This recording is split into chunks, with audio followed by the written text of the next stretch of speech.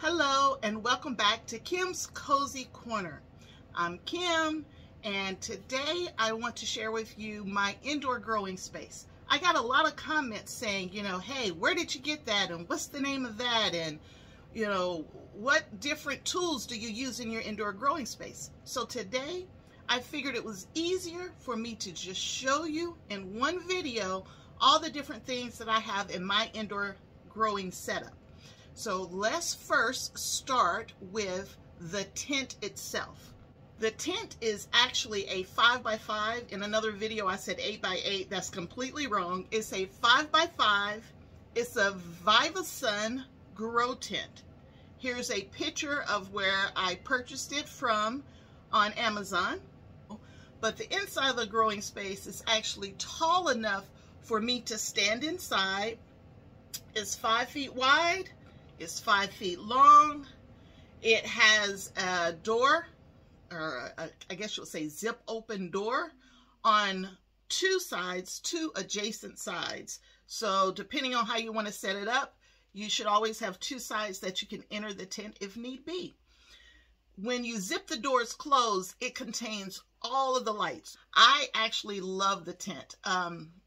It has places for me to hang lights from. It has great reflection so that I'm making sure I'm getting light to all areas of the indoor growing space. And it has a floor, if you want to call it a catch pan, made out of the same material as the walls so that it's waterproof. If I, make a spill, drop some water or something like that, I don't have to worry about it ruining the floor in my home. I can sweep up trash, dirt, things of that nature. So I love the inside space. I have a stand to put my seed starts on, or flowers or whatever I want to put on it. So it has 3 levels. This was purchased from Amazon, as well as you can see in the picture.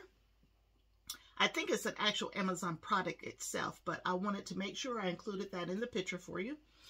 And it has adjustable shelves. So with the adjustable shelves, I can make them taller, shorter, whatever I need them to be to make sure that it can accommodate whatever I'm trying to grow in this space.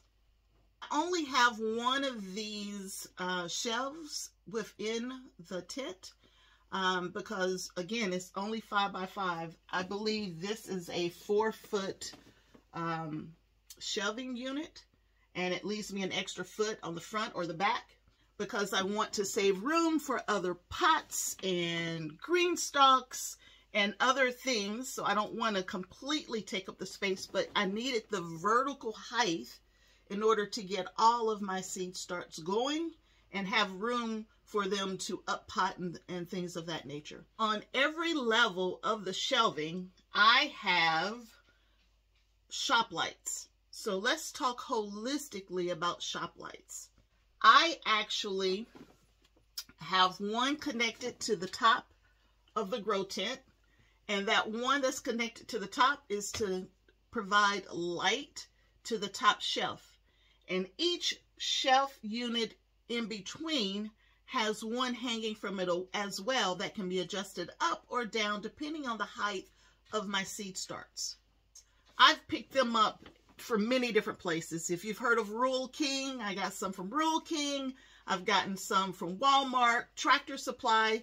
You can get them from many different places, but they're just the traditional shop lights. But when you go in to get that shop light, they come in many different spectrums and strengths. So if you'll look on the box for, I think these are 10,000K, I believe it is, which is, that's a lot. You'll see some that actually say natural sunlight, or for gardening, growing plants, natural light, anything like that will work great. Because grow lights will get warm, so they will heat up whatever you're growing underneath it if you're close enough. So traditional shop lights, nothing fancy. That's what I use in the seed starting space. But in addition to that, I actually have true grow lights. My true grow lights are from Atreum lighting. I have 4 of those, which I can slide throughout the grow tent. See how I'm sliding them out? I can slide it back.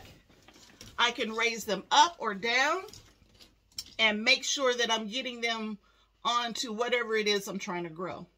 When I'm lowering it, I can even put it at an angle to make sure that the light is hitting that grow space at all levels. With my GreenStalk, I will lower some of these lights on the backside to ensure that they're getting enough lighting on the backside as well.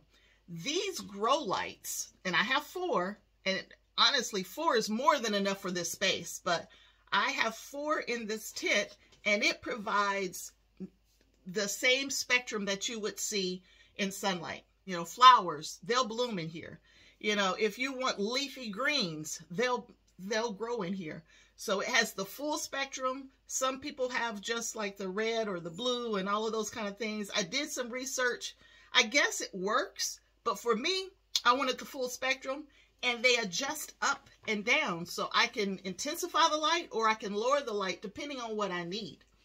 In addition to those 4, I have some very basic, you know, you go to the home hardware store and you end up with one of these kind of lights. I think you pay, I don't know, somewhere between $5 and $10 for this.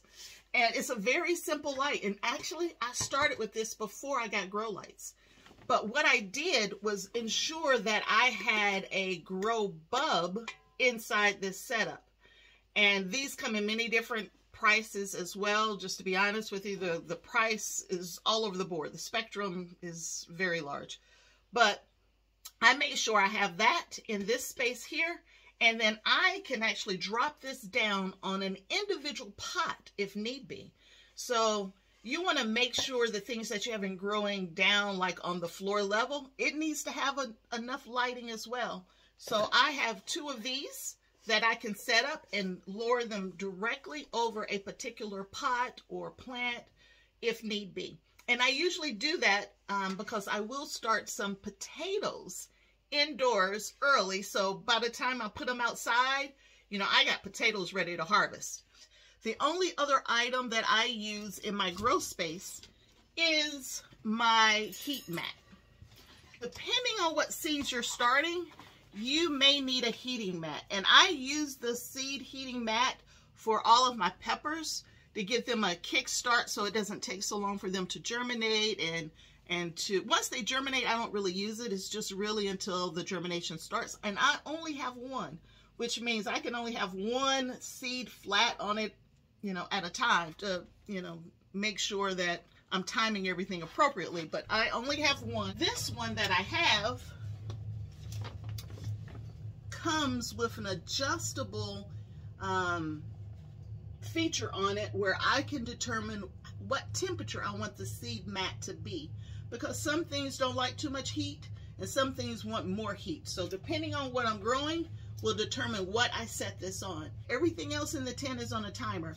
I could not have this on a timer because I even need this to be running when the lights are off. So I had to be very strategic in how I set that up. You want to make sure that you have adjustable features in your tent where you can raise and lower your lights and other things that you're using. That's it.